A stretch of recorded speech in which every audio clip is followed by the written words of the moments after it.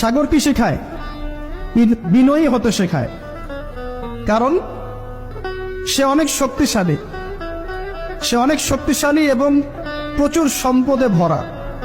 এই সাগর এই পুরো এলাকার বা পুরো দেশের কোটি কোটি মানুষের রিজিকের উৎস। এই সাগর, তার ভিতরে আল্লাহ রিজিক আছে, সম্পদ আছে। অনেক সম্পদে পরিপূর্ণ থাকার পরেও সাগর খুব শান্ত, তার মধ্যে খুব উদ্ধত অহংকারী আচরণ দেখা যায়।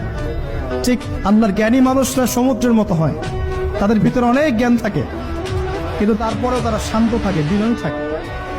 যাদের ভিতরে সম্পদ কম তাদের লাফালাফি বেশি। কথা বুঝতে পারছেন? সাগর এত শক্তিশালী হওয়া সত্ত্বেও আপনি তার সামনে গিয়ে দাঁড়ালে সে আপনার পা ধুয়ে দেয়।